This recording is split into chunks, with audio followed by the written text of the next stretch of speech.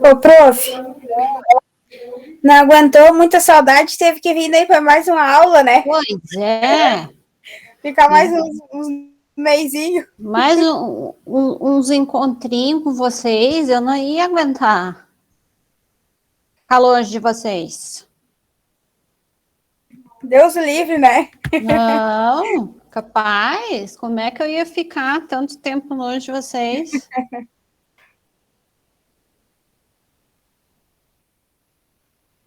Mas essa matéria é nova, né? Porque ela não estava na nossa disciplina lá. Eu acho que sim. Acho que quem acrescentou para vocês fazerem foi a diretora Sayonara. Uhum. Ela que quis proporcionar esta nova experiência para vocês. É uma área muito boa, né? Eu trabalho com duas psicólogas e elas falaram que essa é uma área muito boa até de estudar. Deveria ter mesmo, né? Não dá para se aprofundar muito porque são só 9 encontros, na realidade 8, né? E aí daí tem a prova, então são 7. Então é só uma pincelada, né? Então é só uma base sobre psicologia comportamental. Só alguns pontinhos sobre, mas nada impede que vocês leem e aprofundem, né, o assunto. Uhum, sim.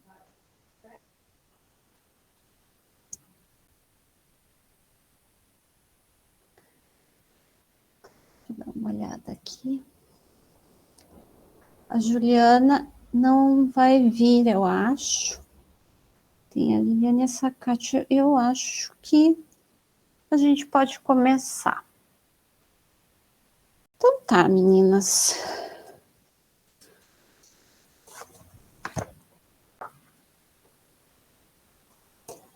Eu acho que, né, a gente se conhece já, né? Então, não vou me apresentar muito. A Sabrina, eu acho que a Sabrina não fez português, né? Sabrina. Eu fiz português, prof. Comigo? Isso. Ai, meu Deus. Já fiz até recuperação de aula, que eu não tinha aula suficiente. Ah, tá. Tu mudou a foto do teu... É, que hoje eu tô pelo celular, daí entra com o meu e-mail. Ah, é por isso, então. Isso, eu normalmente entrava com o da serraria. Ah, tá. Ah, tá. Por isso. Fica confuso mesmo. É, não, por isso que eu não reconheci. É, e eu tô loira ainda, piorou. Não, é que como tu entrava com o da serraria, daí eu não... É que eu sou boa fisionomista, mas não sou boa em nomes, às vezes. Sim. Então é por isso. Então tá, então eu conheço todo mundo me conhece. Então tá, beleza. Então vamos falar um pouquinho, pessoal, eu vou compartilhar a tela e vou mostrar o nosso plano, tá? A aula vai ser rápido que nem a do português, quando vocês verem, já terminou também. Então, é que nem eu estava falando, é uma pincelada sobre o assunto, tá? Então, aqui está o nosso planinho. Eu vou botar no virtual para vocês também, para vocês terem, tá? Aqui tem as datas das avaliações e tudo, tá? Então, principalmente, as aulas, né, vão até o dia 29, que é a nossa prova, e tem o exame dia 6, tá? A prof gostaria muito que ninguém pegasse exame, tá? A gente trabalha para que isso não aconteça, tá? Mas, se acontecer, né, estaremos aí. Então, esses são os assuntos que a gente vai trabalhar, tá? Então, se vocês notarem, uma das nossas aulas vai cair no dia 15 de novembro, que é feriado, né?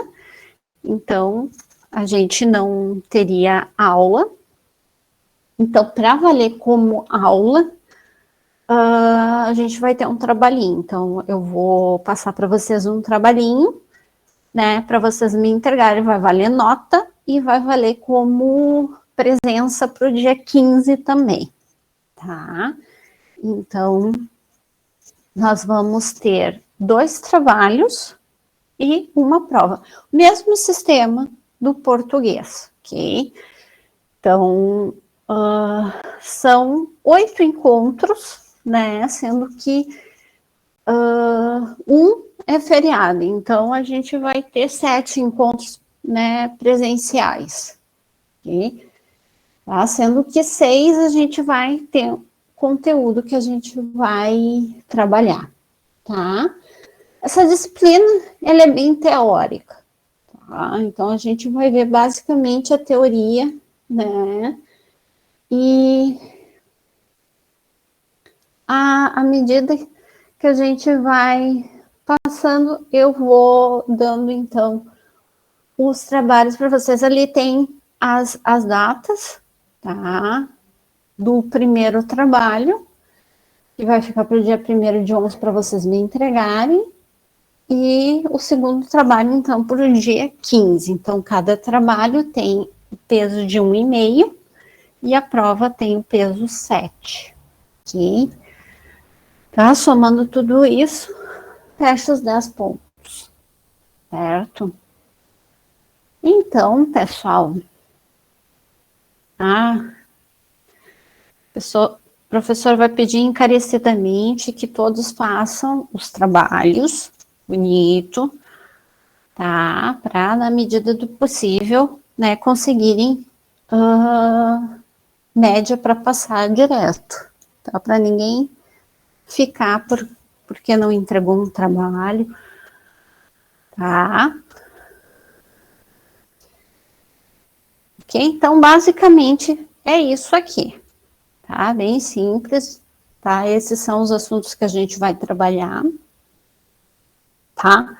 Amanhã eu tenho que dar uma arrumadinha no Ava lá, mas eu vou postar lá para vocês poderem baixar e até para vocês conseguirem manter um olhinho nessas datas aqui. É claro que eu sempre lembro para vocês a entrega dos trabalhos, vocês não precisam se preocupar com isso também, eu sempre dou um toquezinho, tá? Com relação às entregas, ok?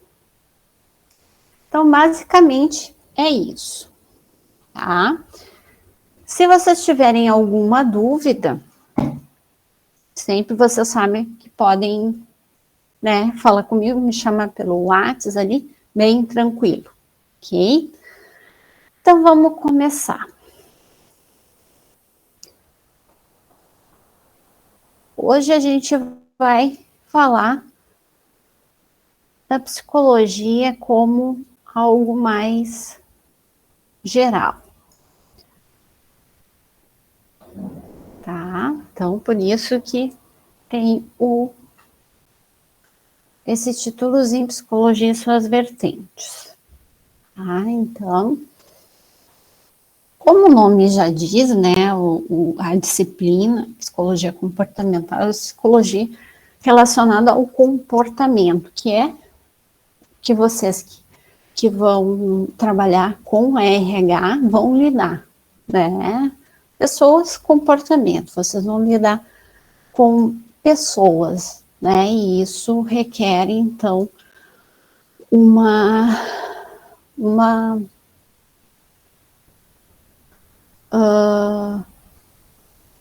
como eu posso dizer, uma abordagem, né, de diversos perfis, né, de diferentes perfis dentro de uma empresa, dentro de uma instituição. Então, é sempre bom a gente ter, nem que seja uma base de um conhecimento para nos amparar, né, de como a gente pode agir em N situações, tá? Tá? Então, a psicologia nos dá algum amparo nessa questão. Tá? Então, antes da gente ir, né, diretamente para a psicologia comportamental, a gente vai entender um pouquinho, né, o que é a psicologia em si, né? Para que ela serve, né, como ela surgiu.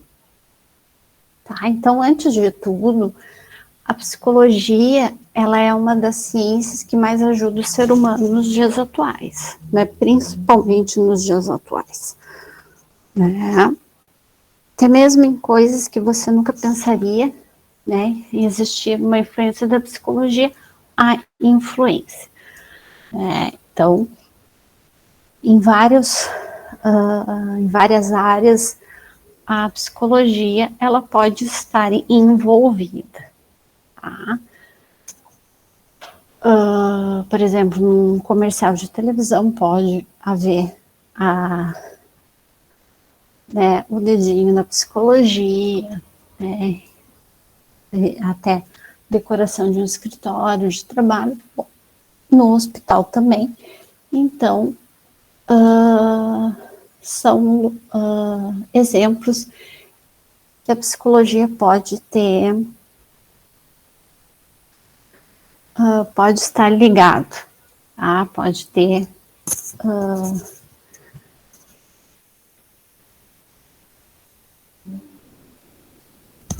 influência, né?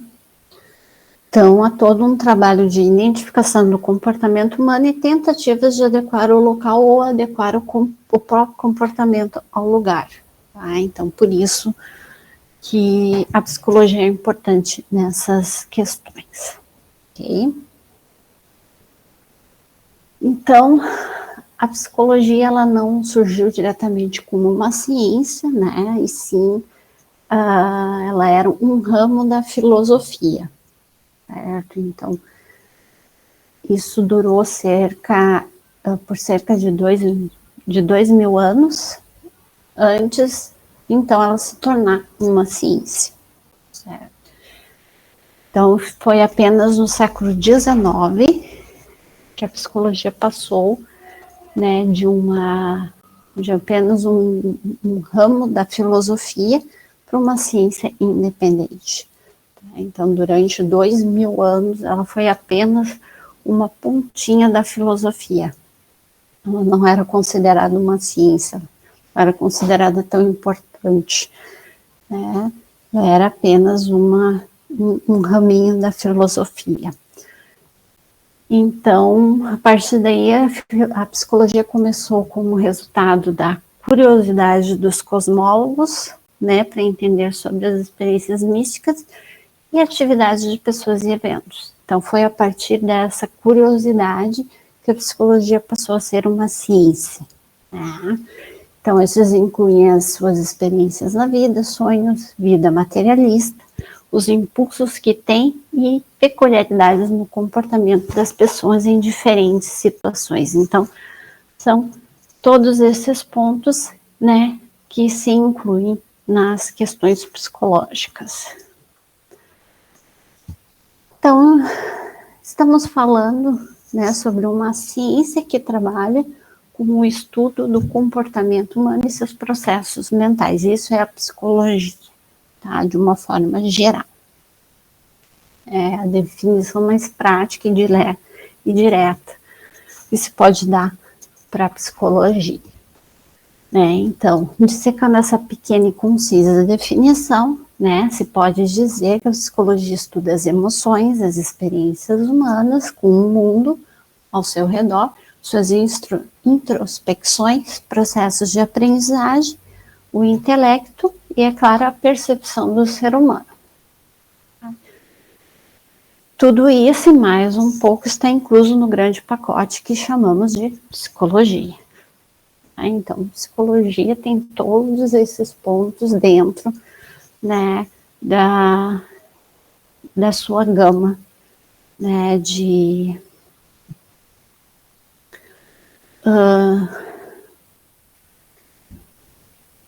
da sua gama de direcionamentos, tá?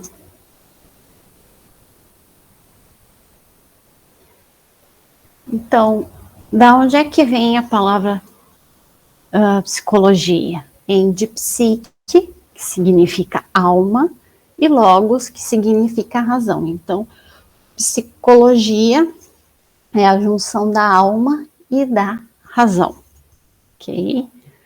Então, é a alma e a razão, tá? É as duas vertentes, essas duas palavrinhas, tá? Estão dentro da palavra psicologia, alma e razão, ok?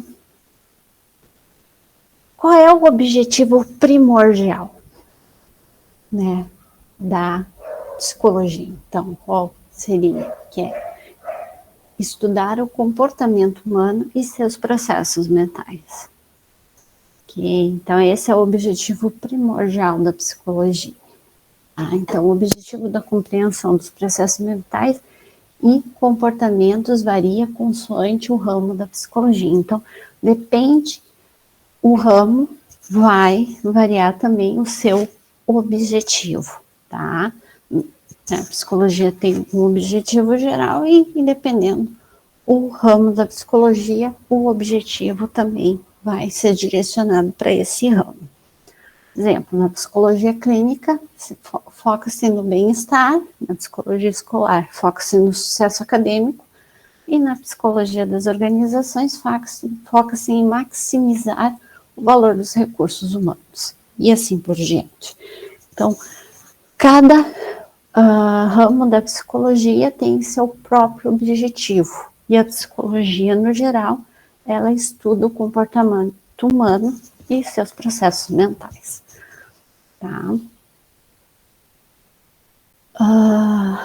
Então, embora haja um objetivo central, né, um objetivo geral, a compreensão do comportamento humano dos processos mentais, né, cada ramo tem seu objetivo específico. Okay? Então, é importante referir que qualquer uma dessas áreas, elas não possuem uma fronteira definida para com as outras. Então, o profissional da psicologia, ele precisa ter uma boa noção de cada uma dessas áreas, de forma a proporcionar-lhe uma visão ampla e abrangente do problema. Sendo o ser humano inevitavelmente ser complexo, a solução dos seus problemas pode envolver diversos fatores. Então, o profissional, ele precisa estar apto a identificar, né, essas questões para poder ajudar a pessoa da melhor maneira possível. Okay? Aqui nós temos um exemplo.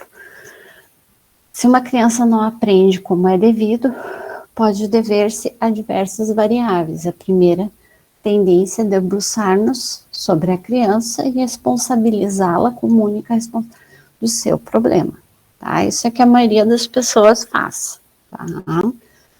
Contudo, por vezes, esta pode não ser responsável direto pelo seu problema. Isto é, o problema pode ser resultado de vários fatores, entre eles uma interação deficitária com a professora, problemas emocionais com os pais, problemas neurológicos, problemas físicos ou ambientais, e assim por diante, tá? Então, não se pode responsabilizar uma pessoa por algo sem saber se a sua volta não contribui para que esse problema, né, exista.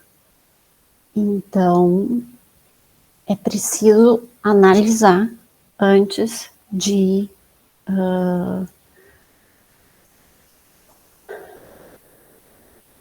responsabilizar, né, alguém ou algo, né? Então, o profissional, ele faz esse tipo de análise, né? Então, desta forma, os profissionais de psicologia deverão ter conhecimento e competências para ver além do óbvio, reconhecendo os fatores essenciais ao problema. Assim, a psicologia hoje pode contribuir em várias áreas de conhecimento, possibilitando cada área uma gama infinita de descobertas sobre o homem e seu comportamento, ou sobre o homem e suas relações. Então, esse profissional tem que estar apto para auxiliar, né, da melhor forma possível, né, seu paciente a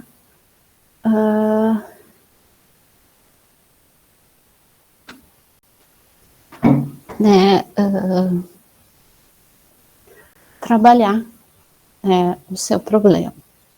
Okay?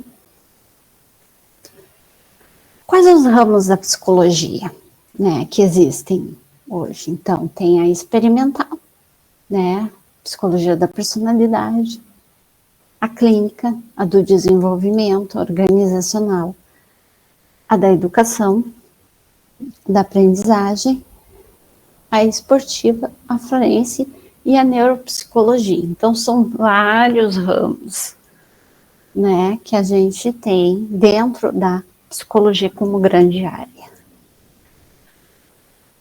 A psicologia experimental, tá? Então, ela estuda o comportamento, né, ela trabalha com o comportamento observável, a fim de testar modelos e teorias matemáticas sobre diversos aspectos desse comportamento. Então, ou seja, prestar atenção, perceber, recordar, aprender, decidir, reagir emocionalmente e interagir. Tá? Exemplo, verificar sobre qual variável determinadas pessoas ficam mais produtivas, se é ao ar livre ou não. Tá? Então, seria mais observacional, né? Fazendo experimentos, né, com indivíduos, no caso. A da personalidade, né, a parte da psicologia que se dedica às características psicológicas em que os seres humanos se diferenciam. Então, seus principais temas são, então, a personalidade, a inteligência, o temperamento, as competências individuais. Então, ela está intimamente ligada à psicometria, que é o estudo dos métodos adequados de se medir esses tipos de característica. Né? A psicologia clínica, então, é a parte da psicologia que se dedica ao estudo dos transtornos mentais e dos aspectos psíquicos de doenças não mentais. Então, seus temas incluem a etiologia, classificação, diagnóstico, epidemiologia, intervenção, tá? Que daí, dentro da intervenção, tá a prevenção, o aconselhamento, a psicoterapia, a reabilitação, acesso à saúde, avaliação, tá? Então, isso está dentro da psicologia clínica. A psicologia do desenvolvimento, né, é o estudo científico das mudanças de comportamento relacionadas à idade durante a vida de uma pessoa.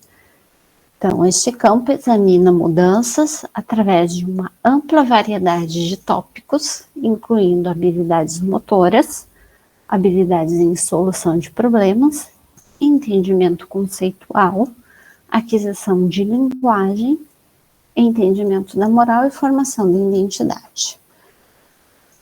Tá? Então, a psicologia do desenvolvimento vai lidar com questões do desenvolvimento, né, do indivíduo, né, como esse indivíduo está se desenvolvendo, né, daí depende em que área do desenvolvimento se a pessoa tem problemas, né, geralmente crianças,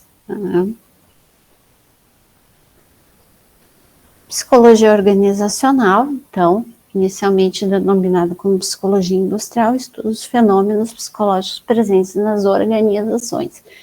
Então, a psicologia organizacional, ela está ligada a empresas, né? Ela está ligada a organizações empresariais, né? Mais especificamente, atua sobre os problemas organizacionais ligados à gestão de recursos humanos ou gestão de pessoas, tá? Então, essa parte está ligada mais a empresas, né? Questões administrativas, parte de gestão, tá? A psicologia organizacional está dentro da área de vocês também, ok?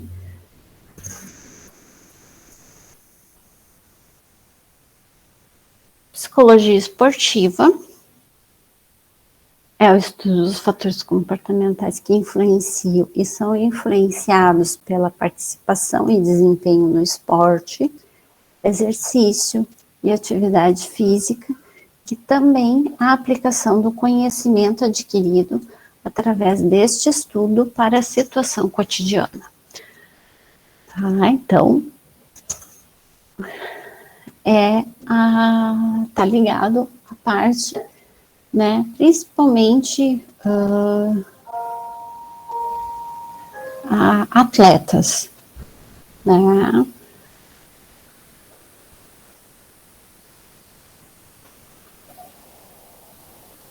Psicologia forense, então, também chamada de psicologia criminal ou judiciária, né? Então, consiste na aplicação dos conhecimentos psicológicos ao serviço do direito. Dedica-se à proteção da sociedade e à defesa dos direitos do cidadão através da perspectiva psicológica. Então, isso já está ligado mais à parte criminal, né?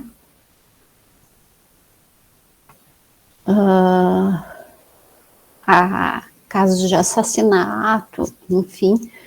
Então, acredito também que eles estejam ligados à montagem de perfis psicológicos, né, de assassinos, mas nessa área.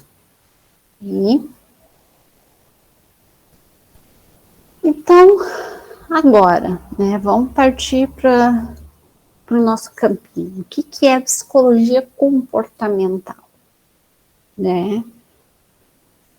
Então, psicologia comportamental é um ramo de atuação dos profissionais da psicologia. Tá?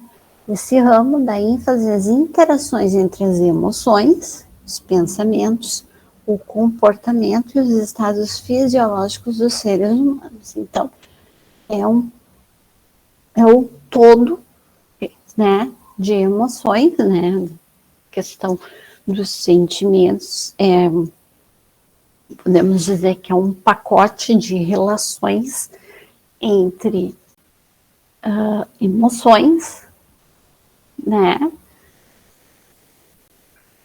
e comportamentos, né, do ser humano, né. É um pacote, né, com vários pontos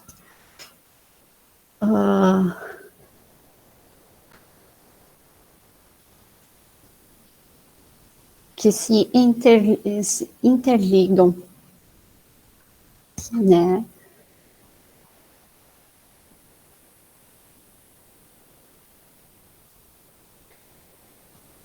Então, nós temos dois pensadores nesse ramo, que são considerados dois estudiosos, que são considerados os pais da psicologia comportamental, que foram os que iniciaram as pesquisas sobre, né, que é Edward Thorndike e John Watson.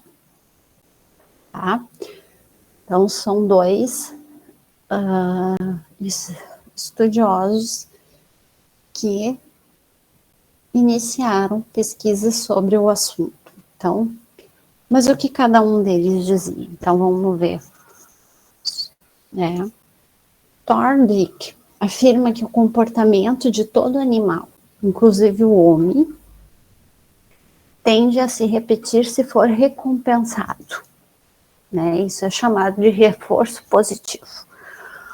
Ou se for capaz de eliminar um estímulo aversivo, reforço negativo. Por outro lado, o comportamento tenderá a não acontecer se o organismo for castigado após sua ocorrência. Então, para ele, o ser humano, vamos falar de ser humano aqui, ele vai repetir algo se ele for recompensado,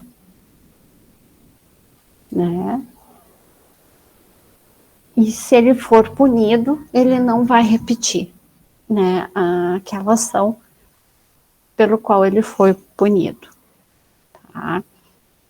Então, é o reforço positivo e o reforço negativo.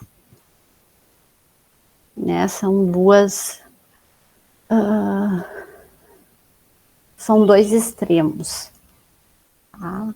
Segundo ele. Ele pensava assim, com relação ao comportamento do homem.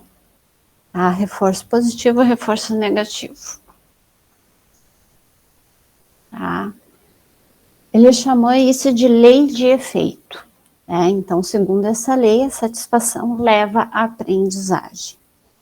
Então, essa lei sugere que as respostas seguidas de perto pela satisfação ficarão firmemente ligadas à situação e, portanto, mais propensas a voltar a ocorrer quando a situação se repete.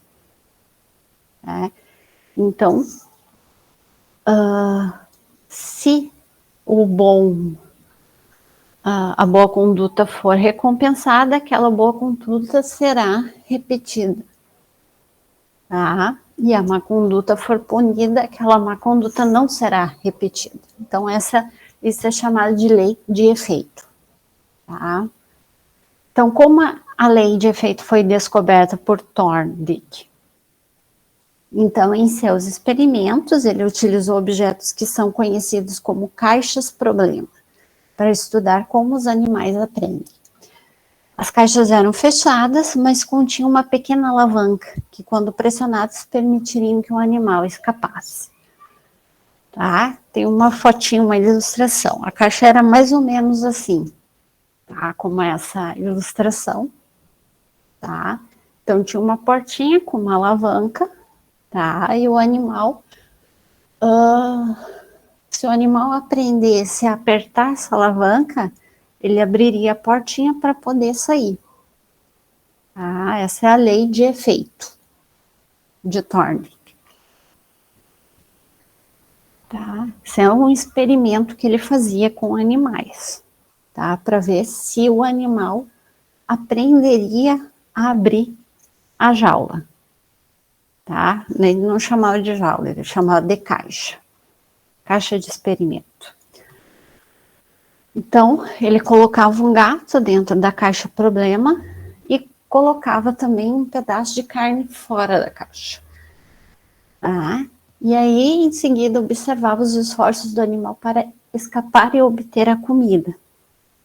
Então, a carne era um estímulo para o gato fugir de dentro da caixa problema. Então, eventualmente, os gatos iriam pressionar a alavanca e a porta se abriria para que o animal pudesse receber a recompensa. Então, a carne era a recompensa que o gato receberia por abrir a portinha. Apesar de a primeira prensagem na alavanca ocorrer simplesmente por acidente, os gatos tornaram-se propensos a repeti-lo, porque eles tinham recebido um prêmio imediatamente após executar a ação. Então, os gatos aprenderam que, apertando na alavanca, a portinha abriria e eles poderiam comer a carne. né, eles receberiam, então, a recompensa por conseguir abrir a portinha. Então, Thorndike nota que com cada ensaio, os gatos chegam muito mais perto, muito mais rapidamente à abertura da porta, já que pressionar a alavanca tinha conduzido a um resultado favorável. Os gatos eram muito mais propensos a realizar o comportamento novamente no futuro. Então, eles ficavam com a lembrança de que, se eles apertassem a alavanca, a porta iria abrir e eles receberiam a recompensa que estava ali fora, que era o pedaço de carne.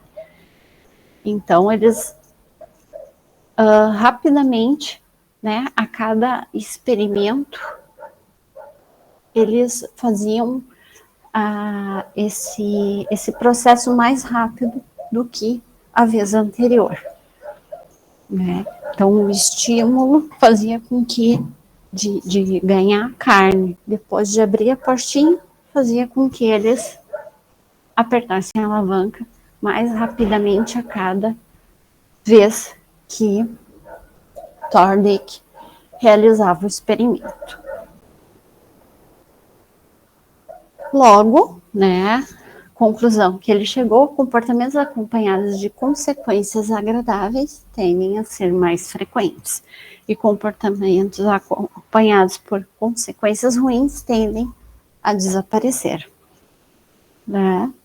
Então, o exemplo, que se a criança recebeu uma palmada por determinado ato, tende a não repetir o ato que deu causa à palmada. Agora, se ela recebeu um presente por algo que fez, muito provavelmente irá repetir a atitude. Então, essa é a conclusão que Thorndike chegou, né?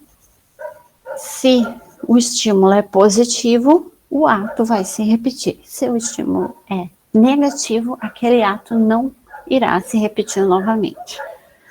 Tá? Esse é o pensamento dele. Tá, com relação ao comportamento do ser humano, ok? Agora, John Watson é considerado o pai da psicologia científica, pois pensava totalmente diferente da psicologia tradicional.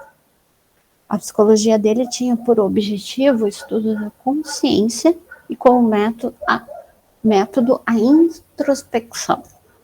Tá? Como é isso? Segundo ele, só se pode estudar diretamente o comportamento observável, isto é, a resposta do indivíduo a um dado estímulo do ambiente, ou seja, todas as respostas que damos dependem da situação. Para o Watson, nós somos o que fazemos, e o que nós fazemos é o que o meio nos faz fazer. Neste sentido, os indivíduos não são pessoalmente responsáveis pelos seus atos, dado que são produto do meio em que vivem. Então, para o Watson, o ser humano não é responsável por seus atos, né? Ele é impulsionado pelo meio em que vive. Essa é a teoria de Watson. Tá? O meio, tá, é responsável pelo comportamento do ser humano.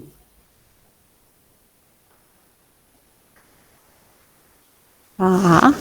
Então, aí tem uma diferença entre Thorndike, né, que para ele o ser humano aprende com estímulos, por meio de estímulos positivos e negativos, e de Watson, que diz que o meio influencia o comportamento do ser humano. Tá? São duas teorias muito diferentes. Então, a descoberta de Thorndike teve uma grande influência sobre o desenvolvimento do behaviorismo, que é uma teoria, né, muito conhecida, que teve dois grandes mentores, John Watson e B.F. Skinner.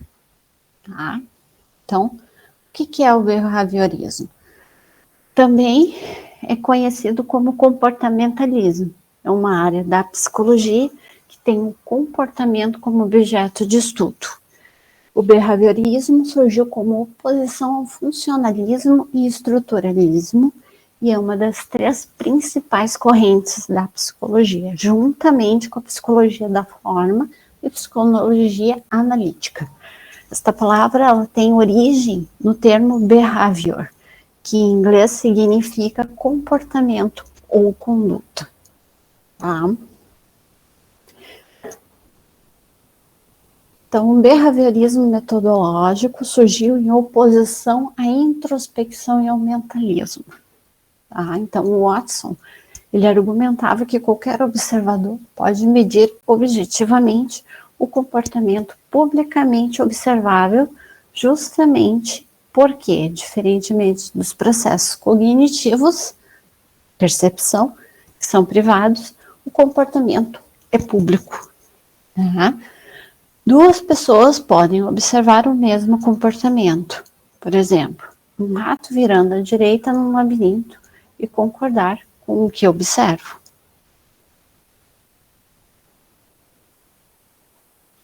Tá? Isso é o behaviorismo metodológico. O behaviorismo radical. Esse conceito ele foi proposto pelo psicólogo americano Burrhus Frederick Skinner, que era oposto ao de Watson. Tá? Segundo Skinner, behaviorismo radical é a filosofia da ciência do comportamento humano, onde o meio ambiente era o responsável pelo comportamento humano. Tá? Esta vertente do behaviorismo teve uma grande popularidade no Brasil e nos Estados Unidos, segundo o pensamento de Skinner, ao se analisar um comportamento, seja ele cognitivo, emocional ou motor, é preciso considerar o contexto em que ele ocorre e os acontecimentos envolvidos nessa conduta. Né? Watson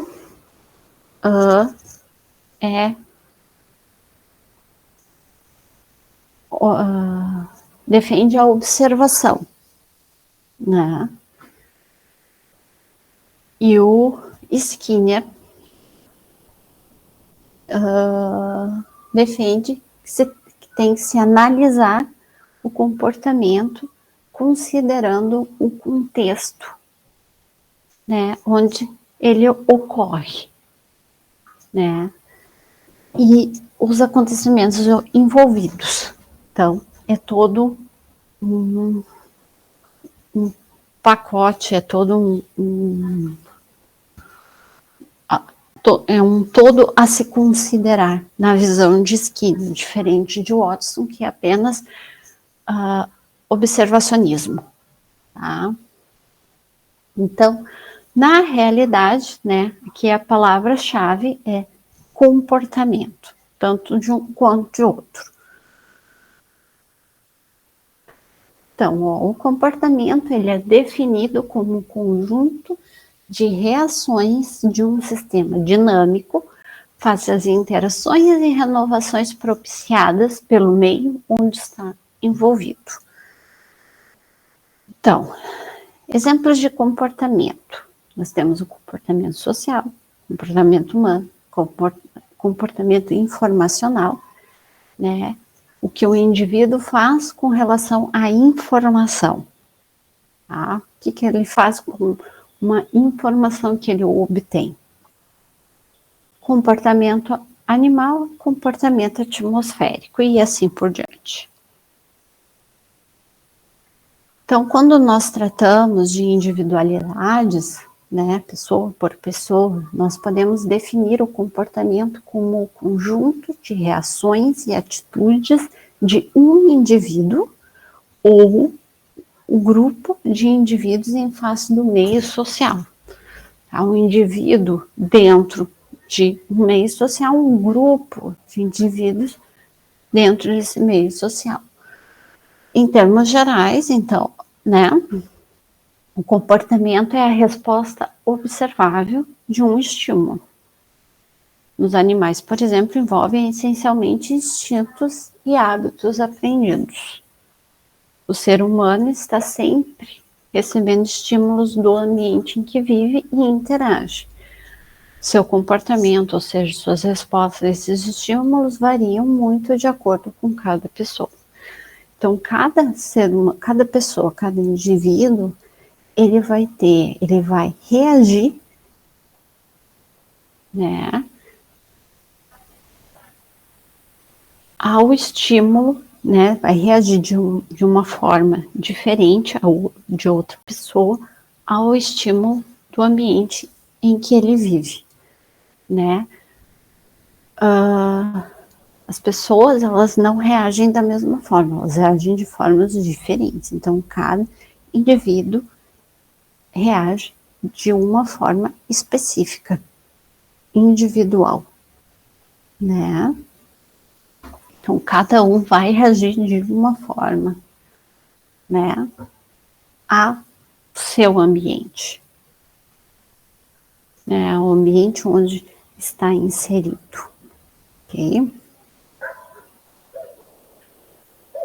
Então, os comportamentos, eles são divididos em duas classes, o respondente e o operante. O respondente, os comportamentos respondentes são interações de estímulo-resposta incondicionadas, nas quais certos eventos ambientais propiciam certas respostas do organismo que independem da aprendizagem. Ou seja, os comportamentos respondentes são interações em que emitimos um comportamento em resposta a determinado estímulo ambiental. E isso de maneira automática, como uma reação natural do organismo, sem qualquer relação com processos de aprendizagem. Então, o comportamento respondente é quando a gente responde a algo que aconteceu à nossa volta, voluntariamente, automaticamente. Tá? Sem que para isso, né, a gente tenha tido qualquer relação com algum processo. É apenas uma resposta ao nosso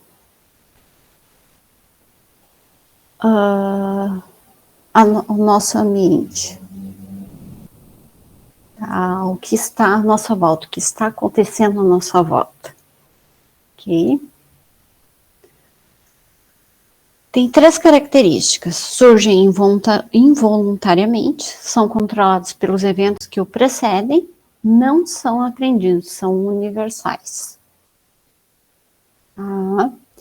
Exemplos: contração das pupilas quando uma luz forte incide sobre os olhos, suor sobre alta temperatura, reflexo patelar, leve martelada na patela. Então, são eventos nossos, né? São coisas nossas, mas que são respostas ao ambiente, né? Coisas que acontecem no ambiente à nossa volta, né? São involuntárias, não são voluntárias, né? A gente responde sem perceber ou sem querer, nesse sentido. O comportamento operante, então, inclui todos os movimentos de um organismo que tem efeito sobre algo no mundo em redor. Ou seja, o comportamento operante opera alguma influência sobre o ambiente. Tá? Então, o comportamento operante, ele vai acontecer de acordo com o ambiente. Então, sobre a influência do ambiente. Tá? Então, Skinner, ele é conhecido como fundador da teoria do condicionamento operante. Essa teoria afirma que o comportamento opera uma transformação no meio e o meio opera uma transformação no comportamento, condicionando. Exemplo, se cumprimento as demais pessoas com um aperto de mão firme, olhar nos olhos e um sorriso, provavelmente terei como resposta um cumprimento semelhante. Isso tenderá a me condicionar a adotar sempre esta modalidade de cumprimento. Tá? É um condicionamento, tá? De algo que aconteceu, né, no meu ambiente, no meu dia a dia. É algo que eu fiz e deu certo de uma certa maneira, me condicionou, né, como foi positivo, me condicionou a sempre usar a mesma, né,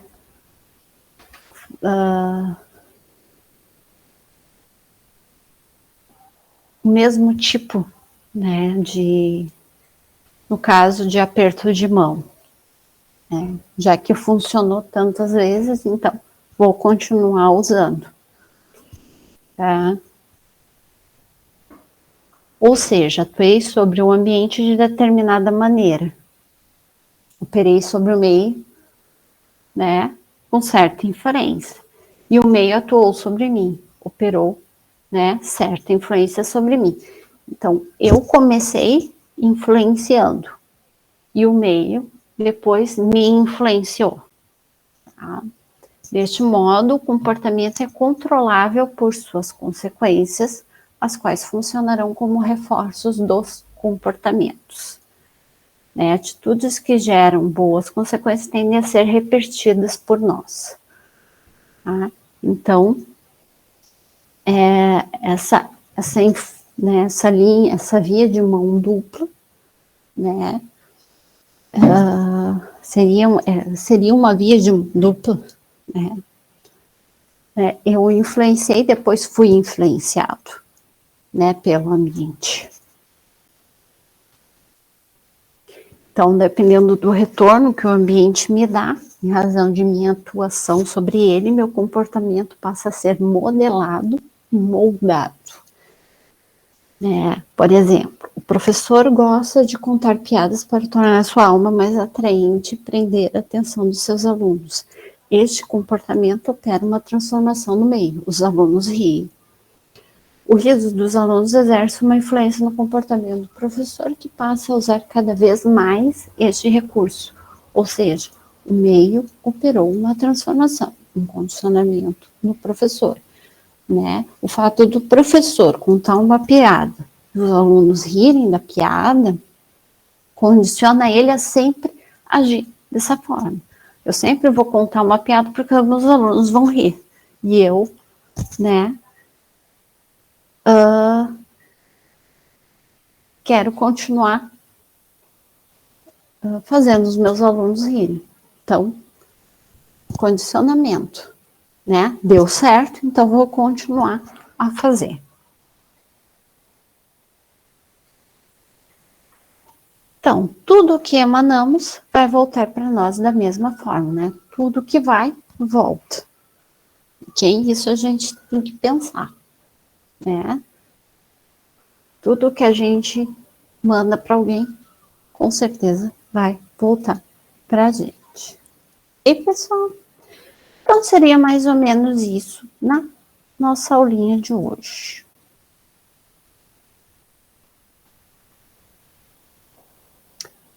Então, muita coisa. Conseguiram assimilar alguma coisinha? Muita informação.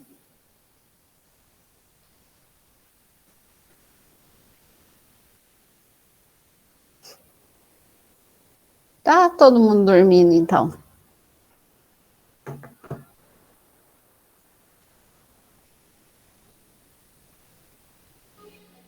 Tudo certo, prof. Acordou. Demora um pouquinho aqui para raciocinar. É assim, essa disciplina, ela é mais teórica, tá? É bastante teoria, tá? Mas assim, ó, eu vou tentar passar para vocês algumas leituras também, é bastante informação, com certeza. É justamente, é diferente do português, que eu passava informações para vocês, regrinhas, né? Mas era mais quebrado. Essa não, é bastante teoria, tá? Muita informação.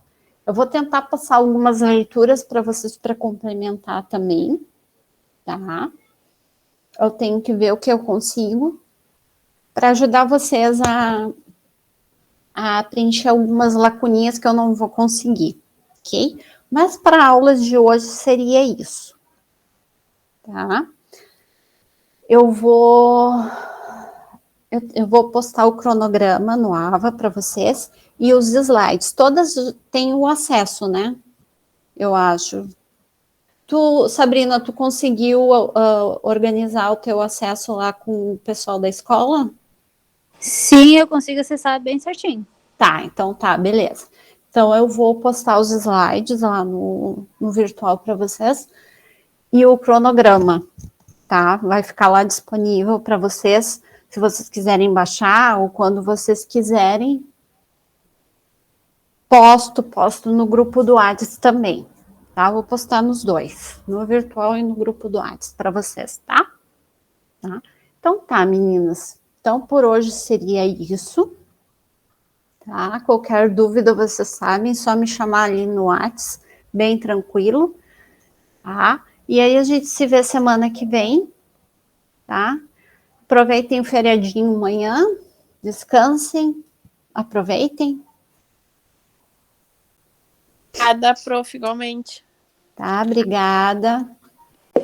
Obrigada, prof. Boa noite. Boa noite, meninas. Boa noite, Ellen. Boa noite, Jane.